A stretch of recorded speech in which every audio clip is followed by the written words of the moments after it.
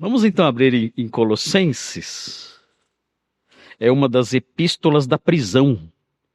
Colossenses é uma das epístolas da prisão. O objetivo de Colossenses, quando Paulo escreveu Colossenses no ano 62, mais ou menos, o objetivo dele era promover a lealdade exclusiva a Cristo. Esse era o objetivo que Paulo tinha em mente quando ele escreveu a carta aos Colossenses. Promover na mente dos habitantes de Colossos, é uma cidade que não existe mais, em Colossos, que ficava no vale do rio Lico, na Turquia, o sítio da cidade sequer foi escavado. Então não dá nem para você ir visitar as ruínas de Colossos, porque você não encontra nada lá, não foi escavada a cidade. Mas era uma cidade importante porque estava dentro de uma rota comercial que se espraiava da cidade de Éfeso, no litoral, por toda a Ásia, toda a então chamada província da Ásia, que abrangia quase toda a região do lado oeste da Turquia. E Colossos ficava ali, nesse vale do rio Lico, cerca de 160 quilômetros distante de Éfeso. Ficava ali. E o que aconteceu? Nessa região do vale do rio Lico, começou a pulular uma heresia que mais tarde ficou conhecida como gnosticismo. Mas nessa época não tinha esse nome. Por isso, os estudiosos, as pessoas que se debruçam sobre as escrituras e fazem análises especialmente do contexto histórico da época, o contexto que deu ensejo à produção dos livros neotestamentários, dizem que essa heresia era uma espécie de proto-gnosticismo. Era o gnosticismo numa forma embrionária. E o que o gnosticismo propunha? O gnosticismo era um sistema, ele ainda existe, mas ele está bastante fragmentado em diversas seitas. Mas o gnosticismo era um sistema extremamente complexo. Complexo demais. Para que os irmãos tenham uma compreensão mais aprofundada do ensino protognóstico e gnóstico, como passou a ser conhecido mais a partir do século II, um livro que é muito interessante, de um autor da época, não da época de Paulo, mas de cerca de 100 anos depois, é um livro de Irineu de Leão. Irineu de Leão foi um bispo da cidade de Lyon, na Gália, onde hoje é a França. A Gália, onde hoje é a França, foi um grande centro cristão naqueles dias, no século II. E Irineu de Leão escreveu uma obra, é a obra mais substancial, é a maior obra dos pais apostólicos, como são chamados os teólogos desse período, do século II, os pais apostólicos. E a obra que ele escreveu se chama Adversus Heresiae, contra heresias. É um livro grande, para os padrões da época especialmente, e ele explica como o gnosticismo já desenvolvido funcionava. Irmãos, é coisa de hospício. É conversa de louco. É uma complexidade e coisas tão sem sentido, sem lógica, absurdos tão grandes, que às vezes dá vontade de dar risada. Porque é uma complexidade enorme e coisa sem conexão nenhuma. É ridículo. É um sistema ridículo. O que tentaram fazer? O gnosticismo, tanto embrionário como posterior, o proto-gnosticismo, tanto o proto-gnosticismo, século I, como o gnosticismo mais desenvolvido, já no século II, ele tentou ser inclusivo, não havia essa palavra na época. Mas ele tentou ser inclusivo, trazer para si ideias de todas as religiões, inclusive cristianismo, tudo. Então está todo mundo certo e a gente pega elementos de tudo. E juntou tudo numa panela só, misturou tudo, fez uma feijoada filosófico-religiosa, fez uma galinhada, uma mistura de tudo, uma gororoba filosófico-religiosa, e serviu para as pessoas. E recebeu esse nome porque um dos troncos principais dessa doutrina dizia o seguinte: olha, a salvação consiste de ter conhecimento, gnosis. E gnosis, esse é o sentido da palavra, conhecimento. Agora, essa gnosis tinha que ser plena. Era necessário você ter a epignosis. Epignosis é um conhecimento pleno. Mas esse conhecimento pleno é algo que pertence somente a uma elite de homens. Não é qualquer pessoa que pode ter acesso a essa epignosis. As pessoas que têm esse acesso são pessoas que já nascem assim. Elas nascem assim. Elas são as pessoas pneumáticas. Pessoas pneumáticas são pessoas que elas têm uma habilidade especial em si mesmas, de tal modo que elas têm o epignosis, um conhecimento especial. Conhecimento do quê? Conhecimento de uma cosmogonia. Irmãos, desculpe, eu sei que é confuso. O que é a cosmogonia? É uma teoria sobre a origem do universo. E essas pessoas então mostravam essa cosmogonia e as pessoas que tinham epignosis acolhiam isso. E entendiam então como o universo, tanto material como espiritual surgiu. Segundo eles, dentro dessa cosmogonia, o universo material é mau. A matéria é má. Porque surgiu como uma emanação de um aeon, de um anjo perverso. E esse anjo perverso se chamava Jeová. E esse anjo perverso chamado Jeová criou a matéria, o mundo material e tudo que é material. Então, tudo que é material não presta. Tudo que é material é lixo. Tudo que é material é ruim. É intrinsecamente ruim. Logo, Cristo nunca se encarnou. Porque a matéria é má. E ele é divino. Então, Cristo nunca teve carne e sangue.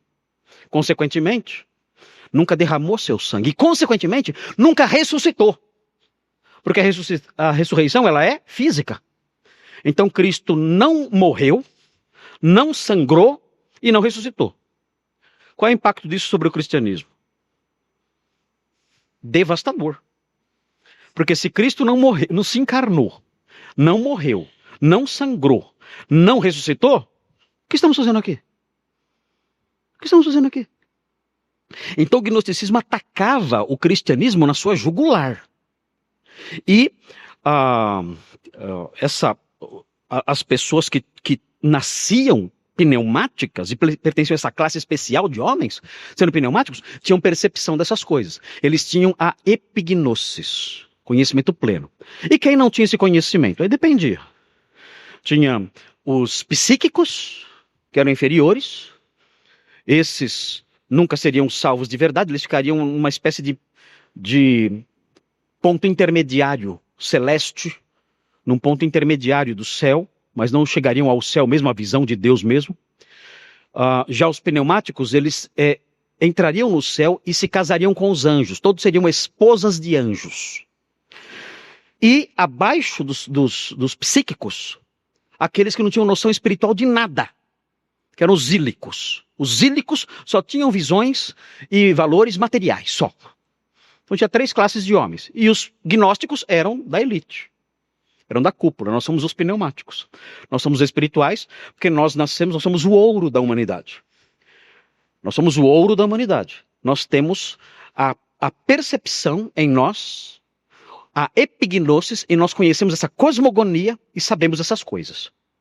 Então, o gnosticismo atraía muitas pessoas. Que todo mundo queria ser o ouro da humanidade. Até porque, na ética gnóstica, numa das facções principais dentro da ética gnóstica, não todos, mas pelo menos uma facção, por exemplo, os carpocratianos, por exemplo, um exemplo dessa facção, dizia o seguinte: se nós somos ouro, não importa o que façamos, nós nunca perdemos nosso valor, nós nunca nos corrompemos. Então, o gnóstico pode cair na lama. Ele pode cair na lama quantas vezes quiser, porque ele não se suja. Ele pode até se sujar, mas não muda nada. Não faz diferença para ele a lama. É claro que se outro objeto qualquer cai na lama, ele estraga. Ele suja, ele se corrompe. Se a água, se um alimento cai na lama, ele se estraga, não dá para usar mais. Mas o ouro não. Se o seu lanche cai na lama, você não pega mais. Agora, se uma moeda de ouro que você tem cai na lama, você revira a lama inteira para pegar aquela moeda. Ela não perde o valor porque caiu na lama. Os gnósticos diziam isso: nós somos o ouro. Nós podemos cair na lama, porque isso não muda em nada a nossa pureza. Pergunta: vocês acham que eles caíam na lama ou não? Irmãos, Carpocratiano era um patife. Era um perverso da pior qualidade. Vivia mergulhado na lama. Pessoas sujas, imorais. Então o que acontece? Por que estou dizendo tudo isso? Porque tudo isso nasceu no tempo do Novo Testamento. No tempo do Novo Testamento surgiu o protognosticismo. A origem disso tudo está aqui. E uma das regiões onde o protognosticismo mais pululou e mais cresceu e se espalhou foi exatamente o Vale do Rio Lico, onde estava a cidade de Colossos. Então, por causa disso, vendo a igreja ameaçada pelo protognosticismo que se espalhava pelo Vale do Rio Lico, ali na Ásia, o apóstolo Paulo então se debruçou sobre a sua mesa, ou coisa que o valha, preso que estava, em Roma, e escreveu a carta aos Colossenses. Porque ele sabia o que estava acontecendo, ele sabia, se Cristo é apenas uma emanação, um anjo imaterial, será que ele merece devoção? Claro que não. Se Cristo não é divino, não é o Deus homem encarnado que veio aqui, derramou seu sangue, morreu por nós e ressuscitou, se ele não é isso, se não é esse o Cristo que nós pregamos, ele é um fantasma, ele é um Cristo fantasma, ele é um anjo que se manifestou aqui, que não morreu, que não ressuscitou, nada disso. Então nós não devemos devoção a ele, assim como não devemos devoção a anjo nenhum. Então a cristologia gnóstica, ou protognóstica, ameaçava a adoração a Cristo. Reduzia Cristo. Então por isso o apóstolo Paulo escreveu Colossenses. E um dos versículos mais importantes de Colossenses, o que ele diz? Ele diz assim: porque nele habita corporalmente, diz o apóstolo Paulo, toda a plenitude da divindade. Por que ele disse corporalmente? Por quê? Para alfinetar quem? Quem ele quis alfinetar? O apóstolo Paulo dava cada alfinetada. Quando você lê a carta, você vê os alfinetes brilhando na carta. Ele alfineta toda hora. Sempre alfinetando. Cada vez, eu vou ler aqui, cada vez que aparecer um alfinete, eu aviso os irmãos. Ui! É um alfinete. Aparece na carta. Vou mostrar para os irmãos alguns aqui. Mas é interessante isso. O que ele faz com isso? Ele quer mostrar, olha, os mestres gnósticos estão errados. Vocês devem reconhecer Cristo como Deus encarnado. Nele habita no seu corpo físico toda a plenitude da divindade. De modo que ele pôde sim morrer por nós, dar sua vida por nós, ressuscitar, e ele deve ser adorado como Deus homem que é. Esse é o objetivo de Colossenses, promover essa lealdade exclusiva a Cristo. Vamos então ver aqui o que o texto diz. Eu vou ler então os versículos 9 a 14, mas eu não vou conseguir falar sobre todo o texto. Eu vou tentar chegar até o versículo 10. Então vão orando aí, para que eu consiga chegar antes da meia-noite até o versículo 10. E aí então, nós vamos ver a que o apóstolo Paulo nos prepara nesse texto maravilhoso. Colossenses é fantástico, é um tratado de cristologia riquíssimo. Vamos ver então a que o texto nos prepara, mas sabendo desde já que eu não vou conseguir falar o texto todo. Os irmãos terão aqui, vou dar no finalzinho eu, eu dou uma revoada rapidinho, mas bem rapidinho, e com poucas palavras, né? E aí então nós terminamos. Mas se Deus quiser, a gente consegue pelo menos o versículo 9, versículo 10, nós conseguimos falar sobre eles. Mas veja aí o que diz. Diz assim, versículo 9. Por esta razão, também nós, desde o dia em que o ouvimos, não cessamos de orar por vós e de pedir que transbordeis de pleno conhecimento. Ui! Viram aqui? O que é isso? O que vocês acham que é isso? Alfinete. Eu oro para que vocês sim, tenham epignosis. Vocês sim têm condições de ter o verdadeiro conhecimento, crentes que são. Não se enganem com essas tolices todas lá de fora. Não se enganem com essas mentiras todas. Vocês sim, crentes que são, habitados pelo Espírito, trabalhados pelo Espírito, vocês sim têm condições de ter pleno conhecimento. E eu oro por isso, para que vocês tenham epignosis. E com isso ele dá uma cutucadinha. O efeito sonoro sempre acompanha. E é bom isso, né? Para lembrar depois. Ele dá uma alfinetadinha, né? E aí então os crentes já percebem. Opa, isso foi uma alfinetada. E tem outras, está cheio. Seguindo aqui. Para que transbordeis de pleno conhecimento da sua vontade, em toda sabedoria e entendimento espiritual. Opa, outra. Entendimento espiritual. Quem eram os pneumáticos?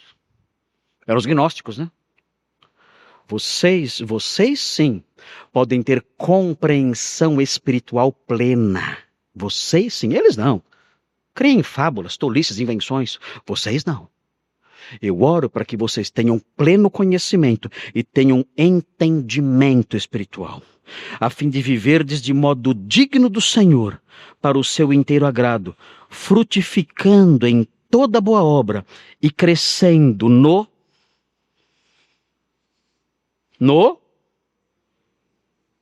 Precisa do som de novo? Não? Outra alfinetada. E assim vai. Sendo fortalecidos com todo poder segundo a força da sua glória, em toda perseverança e longanimidade, com alegria, dando graças ao Pai, que vos fez idôneos à parte que vos cabe, da herança dos santos na luz. Alfinetadinhas aqui. Ele continua.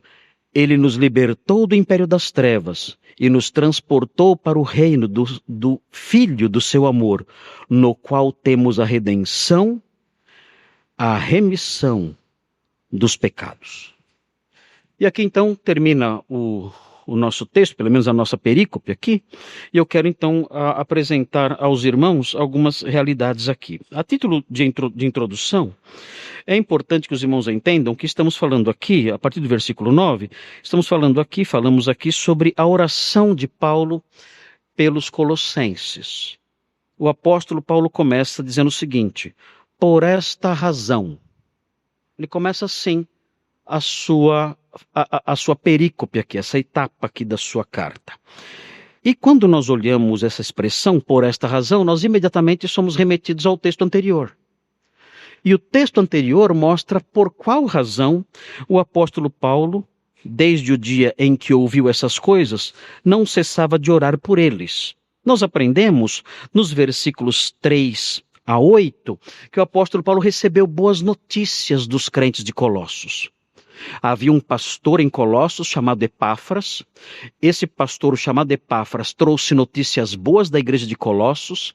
E o apóstolo Paulo, então, elogiou os colossenses pela sua firmeza, pela sua transformação de vida, pela sua fidelidade à verdade. E também por esta razão, ele diz no versículo 9, eu oro por vocês. Agora vejam que interessante. Por essa razão também nós, desde o dia em que o ouvimos, não cessamos de orar por vós, diz o texto, e de pedir. Agora vejam, o que ele vai pedir?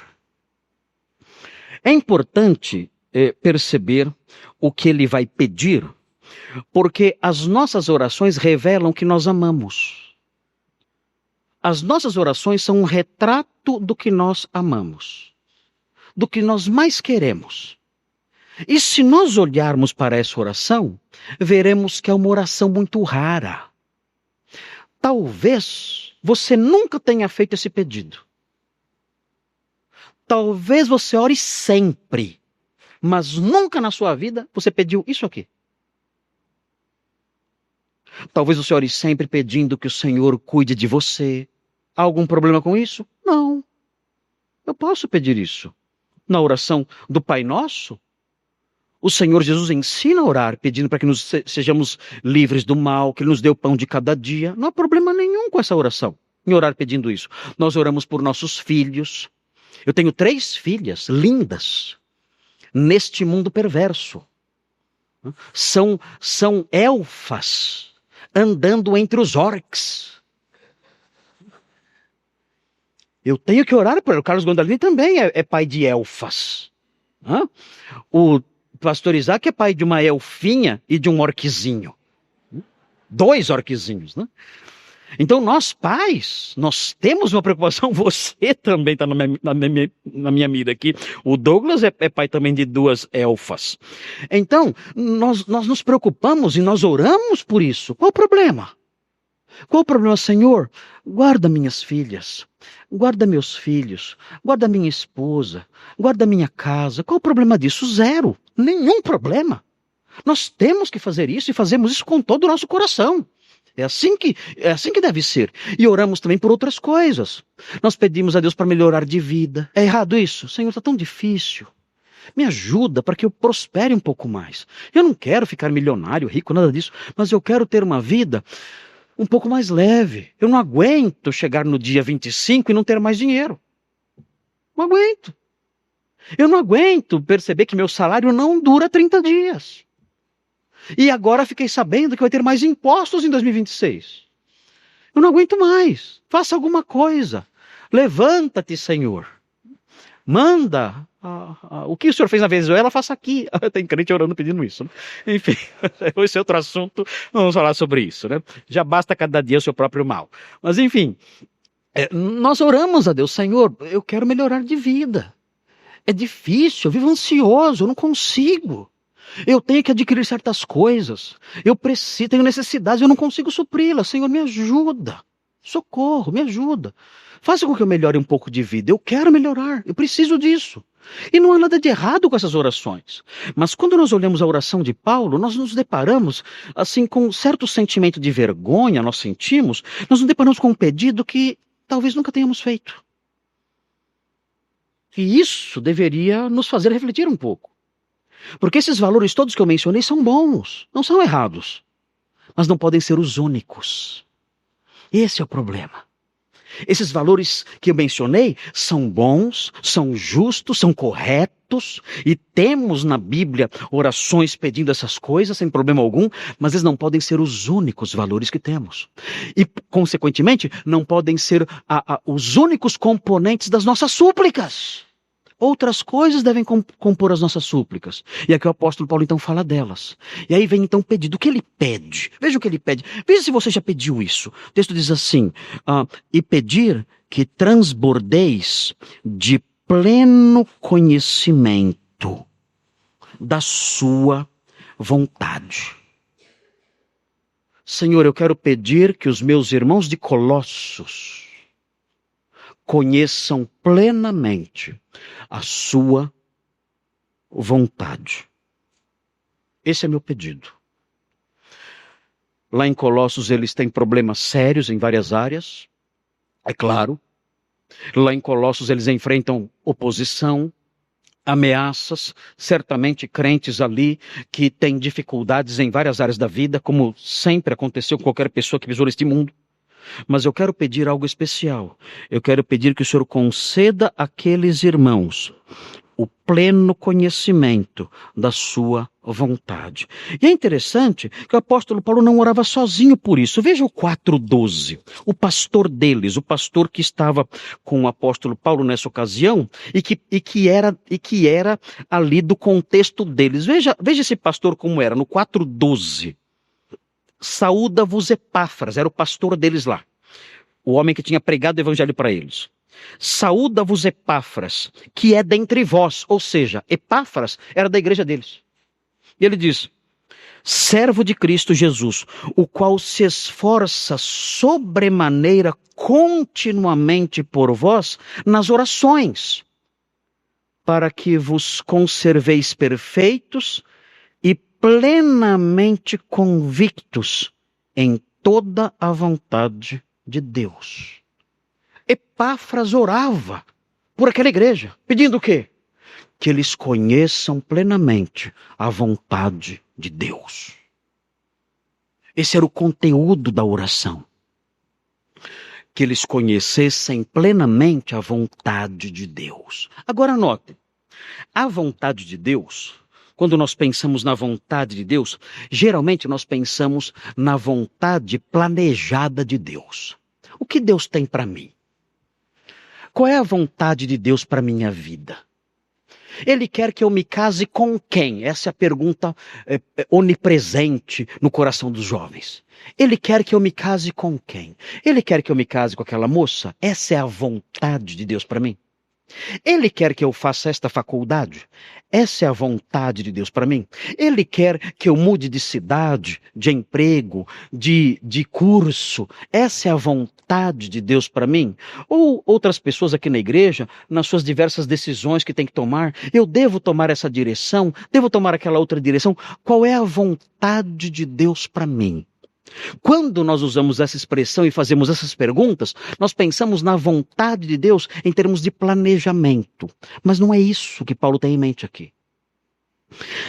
O que Paulo tem em mente aqui é a vontade de Deus numa dimensão mais doutrinária, mais teológica. Ele quer que nós conheçamos a mente de Deus, não somente os seus planos para nós, que muitas vezes jamais conheceremos. Muitas vezes, os planos de Deus para nós, na maior parte das vezes, nós jamais conheceremos. Eu não sei o que Deus planejou para mim. Nós falamos sobre isso na semana passada, no culto de Ano Novo. Nós não sabemos o que Deus tem para nós. O que Deus planejou para a minha vida, eu não sei. Eu sei que Ele vai realizar, mas eu não sei qual é a vontade de Deus para mim em termos de planejamento. Eu não sei se eu vou morrer de velho, não sei se eu vou morrer atropelado, não sei se eu vou morrer de alguma outra doença qualquer, não sei se eu vou morrer amanhã, não sei se eu vou morrer com 90 anos ou com 70, eu não sei. Eu não sei. Eu não sei se eu vou ter uma velhice feliz ali, sentadinho num barco pescando na Flórida. Ou se eu vou morrer de Alzheimer. Totalmente caduco. Dizendo coisas sem sentido. Eu não sei. Eu prefiro a Flórida, mas eu não sei. Agora, quando Paulo fala sobre a vontade de Deus, não é isso que ele tem em mente. Não é a vontade planejada de Deus, decretada de Deus, não é isso. Quando Paulo fala sobre a vontade de Deus, existem alguns elementos teológicos que compõem esse conceito. E Paulo queria que os colossenses entendessem isso. A sua vontade manifesta em termos doutrinários, a sua vontade manifesta, inclusive, em termos morais, como Ele quer que nós vivamos. A vontade de Deus abrange tudo isso. Eu vou mostrar para os irmãos aqui. Os irmãos vão ter um pouquinho de paciência agora, porque os irmãos vão juntos comigo, nós vamos juntos agora, olhar alguns exemplos disso. E para que os irmãos acompanhem isso, eu vou pedir para que vocês abram a Bíblia comigo. E eu vou mostrar para vocês alguns exemplos disso. Então, sejam pacientes comigo. Eu quero mostrar para os irmãos essas coisas, para que esses tijolinhos sejam colocados na mente dos irmãos vagarosamente. E os irmãos vão assim construindo um castelo mental. É um castelo doutrinário mental, com esses tijolinhos que eu vou colocando agora, com esses textos que eu vou falar. E é importante ter esse castelinho. Esse castelinho demora para ser construído, mas você vai morar nele pro resto da sua vida. É importante isso.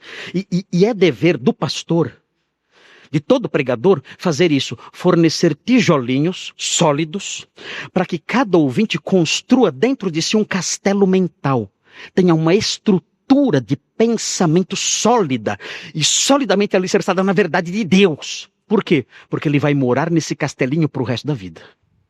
Notem bem, quando eu era pai de crianças pequenininhas, estava nessa fase da minha vida, as minhas filhinhas pequenininhas, eu gostava de brincar com elas de cabaninha. O que eu fazia? Eu pegava 3 vassouras, colocava no meio da sala, amarrava, e colocava em cima da cabaninha, em cima das vassouras, um lençol. Bobagem. Né? E entrava debaixo daquilo, imagine. Né? Não imagine eu fazendo isso, por favor, né? Mas eu fazia isso. E eu entrava debaixo daquela cabaninha, daquele lençol ali colocado sobre as vassouras, eu entrava ali com as minhas filhinhas. E eu falava, vamos fazer de conta que lá fora tem uma floresta e tem um rio lá fora. E o lobo está lá fora. E elas ali, então, uns caras quietinhos. E brincávamos ali, às vezes elas dormiam na cabaninha e tudo mais. E era muito gostoso brincar disso. Eu tenho saudades dessa época. Eu não vejo a hora de ter netos para fazer cabaninhas de novo. Mas está difícil aparecer, então a cabaninha está demorando para sair. Mas enfim, eu montava essas cabaninhas e ficava lá. Irmãos, era gostoso. Era muito gostoso. Era marcante, era muito marcante. As sensações de estar com a minha filha na cabaninha eram gostosas, eram muito boas. Se você não fez cabaninha na sua casa ainda, viu, Douglas? Faça, eu te ensino como faz. Faça cabaninha. Era muito gostoso. E os pais que estão aqui todos vão fazer cabaninha nessa semana. Não deixe passar esse ano sem fazer uma cabaninha, pelo menos com seus filhos. É gostoso. Era gostoso brincar assim. Isabela, lembra das cabaninhas? Lembra? Ela marcou ela pro resto da vida. Nunca ela vai ser uma sem-teto, né? Porque ela sabe a importância de uma cabaninha. Mas enfim, mas notem, é gostoso, é gostoso. Agora pergunta, quanto tempo dura a cabaninha? Quanto tempo? 1 hora? 2 horas? Talvez, no máximo 2 horas. Notem bem, o que muitos pregadores fazem durante os cultos é construir cabaninhas de pano no coração dos ouvintes. Emoções, diversão. É gostoso, é gostoso. As pessoas choram, né? Apaga a luz. Talvez alguém aqui, nesta noite. Aquelas emoções todas e ilustrações que tocam no coração, emocionam. É a cabaninha. Você mora ali durante 2 horas, é gostoso. Mas quando acaba, acabou. Acabou. Segunda-feira, volta tudo normal. Não fica nada. Não fica nada. O pastor responsável, o pastor sério, o pregador sério, o mestre cristão sério, ele não pode ficar construindo cabaninhas. Ele tem que construir castelos no coração das pessoas. Mas os castelos demoram para ser construídos. Muita gente não quer. Eu quero a cabaninha, é mais divertido. Ok. O castelo é devagar. Todo domingo 1 tijolinho, 2 tijolinhos, 3 tijolinhos. E vai construindo aquele castelo no coração da pessoa. E os anos se passam, e a pessoa recebendo os tijolinhos e construindo suas torres, suas paredes, seus fossos, e seus alicerces todos, e suas muralhas todas, e seus contrafortes todos, e o castelo vai subindo. E aquela pessoa então adquire uma força para enfrentar a vida, e o mundo, e a mentira, que ele não sabe de onde vem. De onde veio isso? Essa firmeza. Como essa mulher suporta isso? Como esse homem suporta isso? Como esse jovem suporta isso? Muito simples. Ele não construiu cabaninhas passageiras no seu coração ao longo do tempo, não. Ele construiu castelos, fortalezas, lentamente. Todos os domingos ele foi recebendo tijolinhos e construindo aquela fortaleza interior, mental, forte, sólida. Demorou anos para aquilo acontecer. Mas ele saiu dali, ao longo dos anos, mais forte, mais maduro, uma vida magistral, um pensamento claro, um apego à verdade que nada pode mudar, convicções sólidas que nada pode demovê-lo, nada. Como isso aconteceu? Castelos foram construídos dentro dele. Então, queridos, a responsabilidade nossa como pastores, eu, pastor Isaac, pastor Nicolas, pastor Thomas, pastor Robson, é essa. É dar aos irmãos tijolos. Nem sempre é gostoso. É mais gostoso a cabaninha. Mas a nossa responsabilidade é dar tijolos e construir tijolos para que os irmãos habitem em castelos fortes. Por isso eu peço a paciência dos irmãos, para que os irmãos entendam o que é a vontade de Deus na mente do apóstolo Paulo. Quando eu falo vontade de Deus, alguns conceitos vêm à nossa mente. Mas e na mente de Paulo? O que é a vontade de Deus? Vejam, quero que vocês acompanhem. Me acompanhem nisso. E vamos seguindo em frente. Veja o que diz aqui. Observem, por exemplo, Efésios 1. Efésios é a carta gêmea de Colossenses. Está aí bem ao seu lado. Bem ao lado de Colossenses está Efésios. E vejam o que é dito sobre a vontade de Deus. Nós temos que entender a vontade de Deus. O apóstolo Paulo ora dizendo, vocês têm que compreender a vontade de Deus. O que é a vontade de Deus? Vejam Efésios 1:5, a carta gêmea de Colossenses, produzida no mesmo ano. Veja o que ele diz, Efésios 1:5.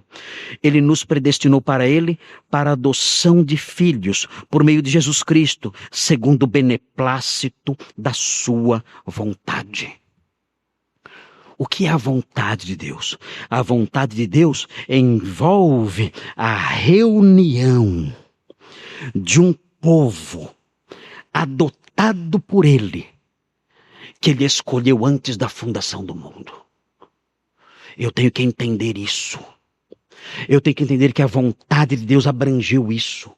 A adoção de um povo por meio da fé em Cristo Jesus, um povo que ele predestinou antes da fundação do mundo. Queridos, compreender essa vontade é um passo gigantesco.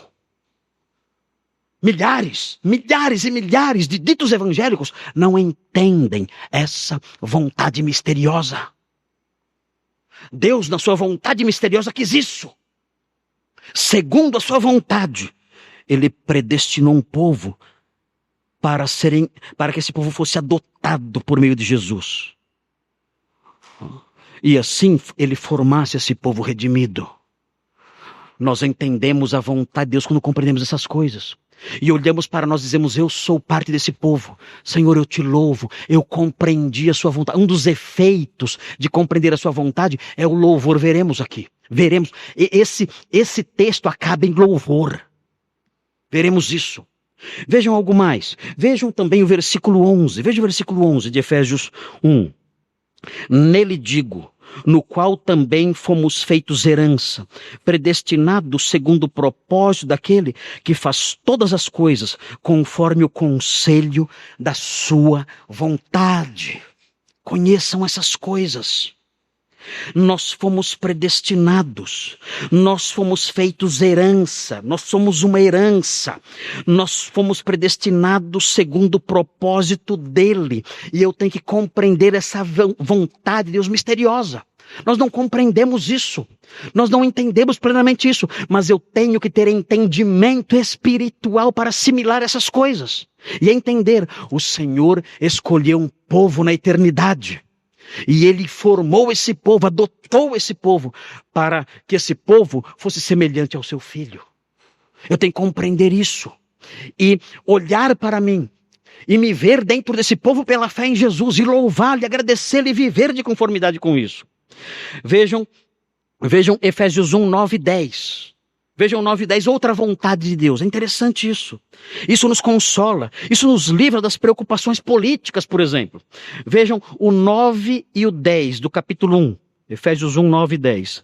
Desvendando-nos o mistério da sua vontade. Que mistério é esse que ele nos desvendou? E ele diz, segundo o seu beneplácito que propuser em Cristo. E aí vem a vontade que ele desvendou, de fazer convergir nele, na dispensação da plenitude dos tempos, todas as coisas, tanto as do céu como as da terra. O que significa isso? O que significa isso? É um texto complexo, difícil de entender. O que significa isso? Onde os irmãos estão lendo aí a expressão de fazer convergir nele. Essa expressão, uma expressão que significa o seguinte: de fazer com que todas as coisas sejam, eu vou ter que inventar a palavra agora, elas sejam reencabeçadas.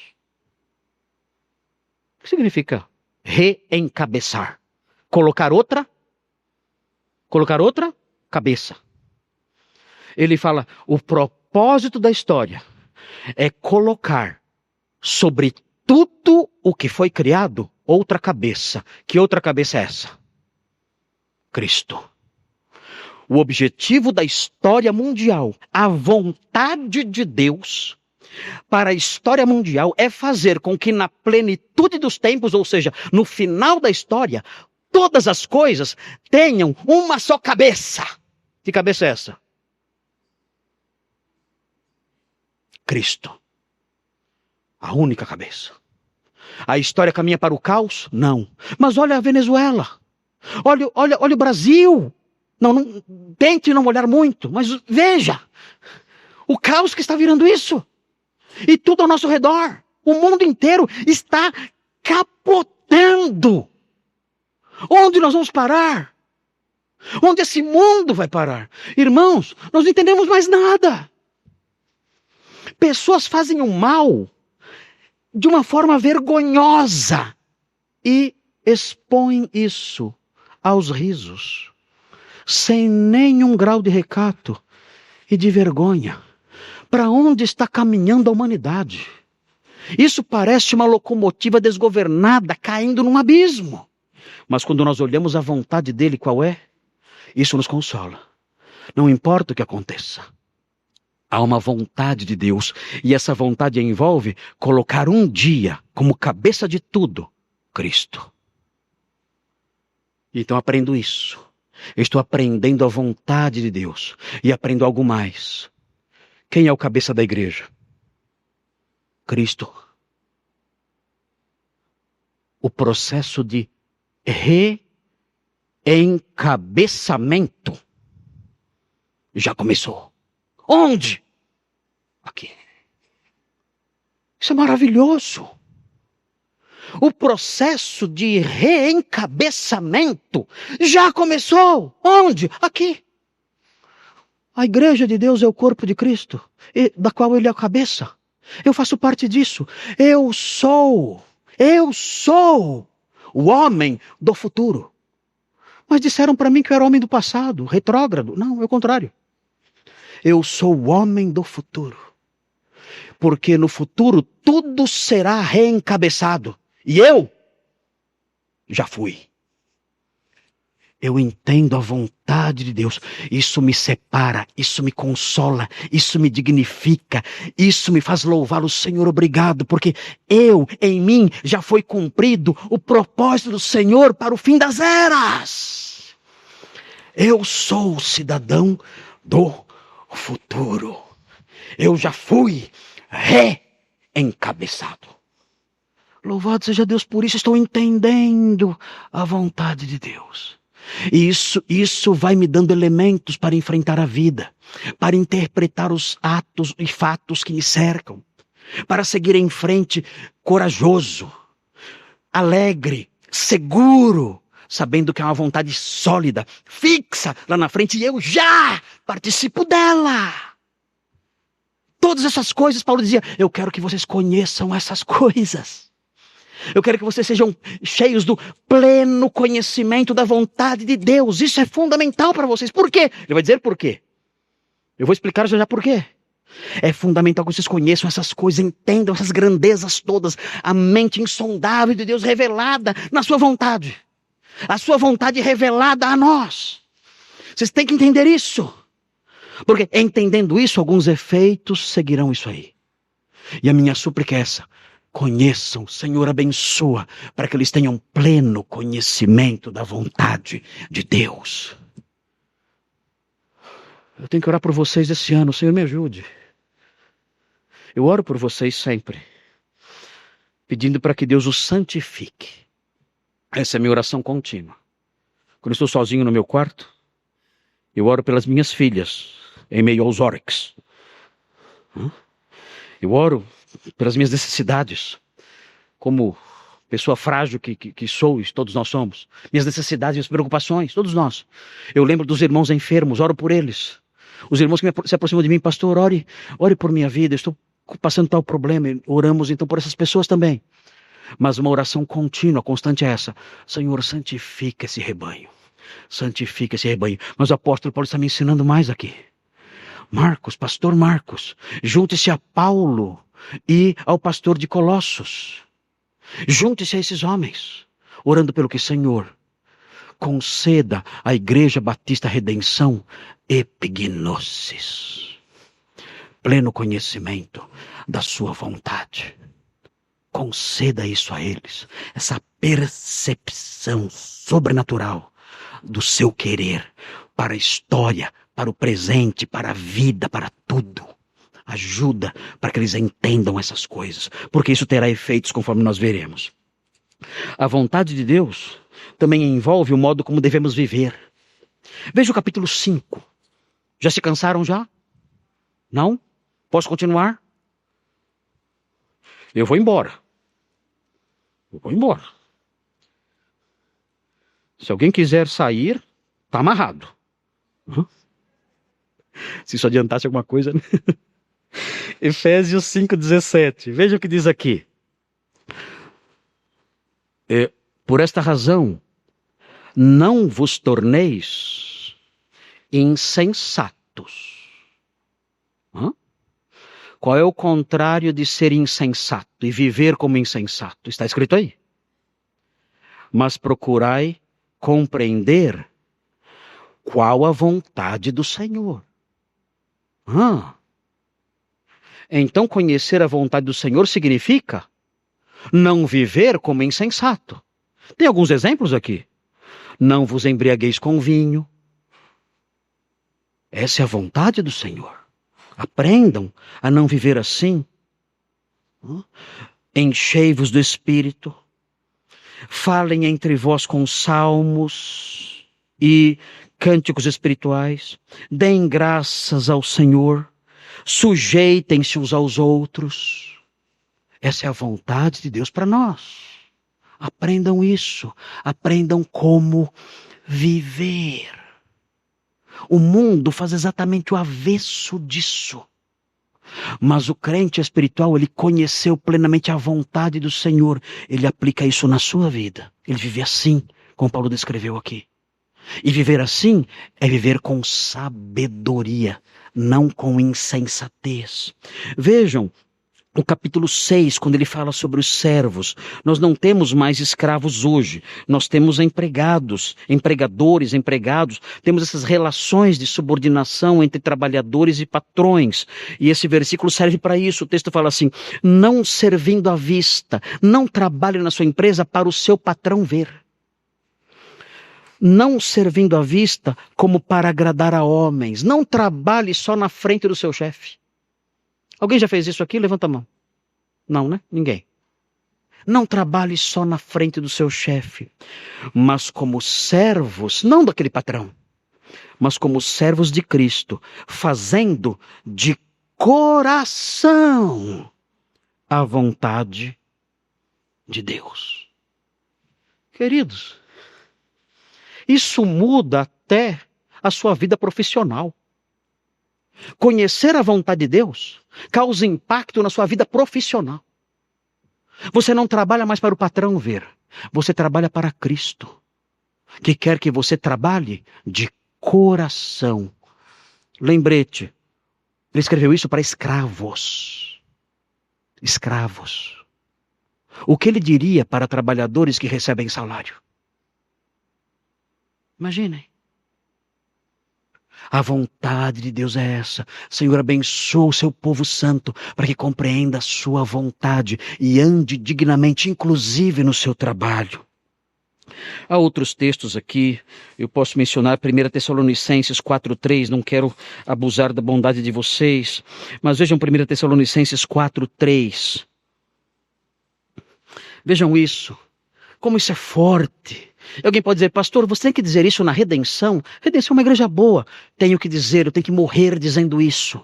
Vejam, isso se não serve para os membros da nossa igreja, para admoestá-los, para que eles abandonem o seu erro, serve pelo menos para que eles fujam desse erro o máximo possível. Diz assim, pois esta é a vontade de Deus. E aí vem, a vossa santificação. Em que área? Em que área ele tem em mente aqui? Ele fala que vos abstenhais da prostituição. A vontade de Deus é que eu fuja de tudo que é imoral. Tudo. Todo tipo de impureza sexual. A vontade de Deus é que eu fuja de tudo isso. Conversas imorais, envolvimentos imorais, pornografia, amizades sujas. Fuja disso tudo. Essa é a vontade de Deus. O mundo não entende isso, mas vocês têm que entender. E eu oro para que vocês entendam a vontade de Deus plenamente e fujam dessas coisas. Vejam 5:18. 5:18. Como é difícil isso. Veja o que diz aqui. Em tudo, fazei o quê? Dai graças em tudo. Por quê? Por quê? Está escrito aqui. Porque esta é tudo. Tudo. Senhor, eu passei no vestibular. Louvado seja o seu nome. Senhor, eu não passei no vestibular. E agora? Louvado seja o seu nome. Senhor, eu conquistei aquele sonho. Louvado seja o seu nome. Senhor, aquele sonho afundou. Louvado seja o seu nome. Temos que aprender com Jó. O Senhor deu, o Senhor tirou. Bendito seja o nome do Senhor. Em tudo dai graças. Esta é a vontade de Deus. Eu queria esta casa, não tenho. Louvado seja Deus. Eu não queria aquela e tenho. Louvado seja o nome do Senhor. Eu estou doente. Louvado seja o nome do Senhor. Eu perdi o meu emprego. Louvado seja o nome do Senhor. Eu não consegui realizar meus ideais. Louvado seja o nome do Senhor. Em tudo dai graças. Essa é a vontade de Deus para a nossa vida. Agora notem. Para que isso tudo seja acolhido, para que isso tudo entre na nossa cabeça, é muito bonito o pastor falar aqui, e vocês aprenderem essas coisas, e talvez olhar para isso como uma grande utopia, mais uma conversa de pastor. Pode acontecer. De alguém pensar assim. Pastor, o seu mundo é um mundo maravilhoso. É uma Nárnia linda. Mas isso aí, na prática, não entra não. Ok. Sabe por que não entra? Está explícito no nosso texto. Volte para Colossenses. E olhe o meu relógio. Olhe o meu relógio. Vamos voltar para Colossenses. Veja o que diz. Colossenses 1, 9. Diz assim: pedir que transbordeis de pleno conhecimento da sua vontade. E aí veja um detalhe que vem agora. Em toda sabedoria e entendimento espiritual. Sabe o que significa? Que para eu acolher e assimilar o conhecimento da vontade de Deus, a minha cabeça tem que ser reestruturada. Eu tenho que ser invadido milagrosamente por sabedoria e entendimento espiritual. Se a minha mente não for reprogramada, se a minha mente não passar por uma transformação, eu não vou conseguir conhecer e acolher plenamente a vontade de Deus. Vocês se lembram de Romanos 12? Versículos 1 e 2? Rogo-vos, pois, irmãos, pelas compaixões de Deus, que apresenteis os vossos corpos em sacrifício vivo, santo e agradável a Deus, que é o vosso culto racional, e não vos conformeis com esse mundo, mas transformai-vos como? Pela renovação do vosso. Para quê? Para que experimenteis. O quê? Qual seja a boa, agradável e perfeita vontade de Deus. Eu preciso de uma reestruturação mental. O programinha, o aplicativo da vontade de Deus não roda. Não roda numa mente que não foi renovada, atualizada com a sabedoria e o entendimento espiritual. Não roda. Você instala o aplicativo, ele não funciona. Porque aquele celular, aquela máquina, não tem condições de rodar aquele aplicativo. Tente rodar o aplicativo do Banco Itaú num iPhone 9. Existe isso? iPhone 9? Existe? Tente rodar no aplicativo de Itaú no iPhone 9. Nem abre. Nem abre. O Douglas sabe. Tente rodar o aplicativo de Itaú num Motorola. Não roda. Com todo respeito a quem tem Motorola aqui. Nós somos uma igreja inclusiva. Você que tem Motorola, pode vir sem problema nenhum. Vamos orar por você. Mas note, não roda. Você precisa de uma atualização. Uma atualização mental. Uma reestruturação mental. Senhor, o Senhor tem que reprogramar a minha mente. Eu não posso ser um Motorola. Eu tenho que ser um iPhone 17. Porque se eu for um iPhone 17, então esse programa vai rodar tranquilamente dentro de mim. Concede-me, ó Deus, sabedoria e entendimento espiritual. Concede-me isso. Porque se o Senhor me conceder uma mente assim, reestruturada, totalmente renovada, milagrosamente pelo Senhor, então sim, eu vou ter condições de conhecer e acolher e abraçar plenamente todo conhecimento da sua vontade. E eu quero isso. Por quê? Porque nós temos que querer isso. Bem, aí entra o versículo 10. E eu só tenho 5 minutos. Não, o que vai acontecer agora? Eu não sei. O que vai acontecer agora? Vejam, eu tenho que conhecer a sua vontade, rodando em minha mente, nessa mente reprogramada. Para quê? Vejam o versículo 10. Isso é lindo demais. Eu fico até emocionado com isso. Vejam o que diz o versículo 10. Para quê? Para quê? Tudo isso. A fim de viverdes. Como? Alguém quer isso aqui? Alguém quer isso aqui? Vocês têm ideia do que isso significa? Vocês sabem do que nós estamos falando aqui? Viver do modo digno de quem? Queridos, isso é uma régua que eu não consigo nem enxergar a altura disso. Você tem que ter a mente reprogramada, com sabedoria e entendimento espiritual, para conhecer a sua vontade. E então sim, viver de modo digno do Senhor. Do contrário,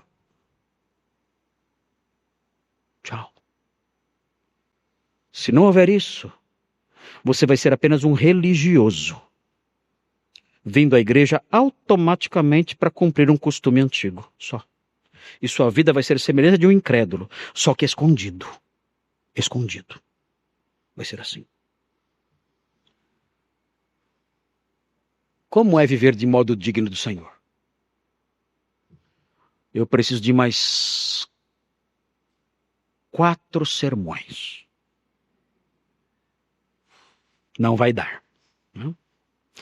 Mas eu posso mencionar rapidinho com a ajuda de vocês. Se vocês me ajudarem, eu posso mostrar rapidinho. Só 4 palavras. E terminar o sermão com 4 palavras. Como eu posso viver de modo digno? Veja o finalzinho do versículo 10. Tem aí a palavrinha? Qual é a palavrinha que aparece aí? Frutificando. Como que eu vivo de modo digno do Senhor? Primeiro, frutificando. Vejam a sequência. Em toda boa obra como eu vivo de modo digno do Senhor? Crescendo. E vem mais. Continuando. Sendo. Como eu vivo de modo digno do Senhor? Sendo fortalecidos. Com todo o poder, segundo a força da sua glória.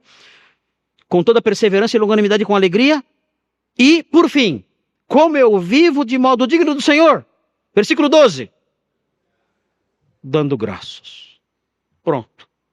Está o quadro completo aí. Como eu vivo de modo digno do Senhor? Frutificando, crescendo, me fortalecendo e dando graças. Está aí o perfil, está aí a foto, está aí o retrato. Essa vida de frutificação, essa vida de crescimento, essa vida de fortalecimento, essa vida de gratidão, é a vida do modo digno do Senhor. E cada um desses 4 itens é um sermão à parte. Quer aprender? Não perca. Talvez eu continue. Não sei. Talvez eu continue. Porque eu sei que José está nos esperando. E todos estão ansiosos. O que vai acontecer com José? E ele está lá, com os irmãos dele, jantando agora. E não sabemos o que vai acontecer. José nos espera. Já faz tempo. Passou o Ano Novo, passou o Natal e José está lá jantando. Temos que voltar para Gênesis logo. Então veremos o que vai acontecer. O Senhor há de nos dirigir. Mas Ele sabe o que o seu povo tem que ouvir. Ele há de nos orientar e daremos o passo que Ele quer sob a sua orientação.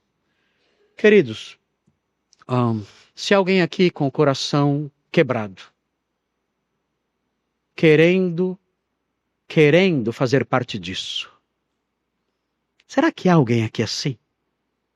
Com o coração quebrado, querendo ser um crente em Cristo? Será que há? Será que há alguém aqui querendo participar dessas coisas e entrar nesse universo novo, com o qual ele nunca sonhou? Será que há alguém assim aqui? Não sei. Eu não sei. Talvez haja. Se houver, hoje, aí onde você está, diga: Senhor, o que é isso? Que vida é essa? Que pensamentos são esses? Que ideias são essas? Que ensinos são esses? Que universo é esse que se abre aqui, diante dos meus olhos, coisas que eu nunca ouvi falar? Senhor, eu quero isso para mim. Eu estou cansado de viver nessa podridão que está lá fora. Vazia, horrível, suja, feia, tola, inepta. Sem nenhum traço de sabedoria, de beleza, de nada. Eu estou cansado disso, estou com sede. Meu coração está quebrado. Eu preciso de alimento de verdade. Eu quero fazer parte disso tudo. Eu quero ser parte desse povo que vive por essas coisas, com essas coisas, na base dessas coisas. Eu preciso disso. Tem misericórdia de mim. Eu quero receber o Senhor Jesus Cristo hoje na minha vida. Eu recebo agora. Agora. Hoje eu vou colocar um marco na minha vida.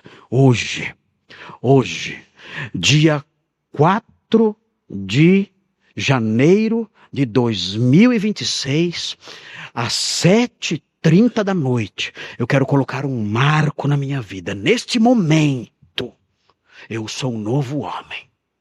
Cristo agora é o meu Senhor e o meu Salvador. Senhor, eu recebo para perdão dos meus pecados, para viver para a sua glória e para ser um herdeiro do seu reino. Eu recebo agora.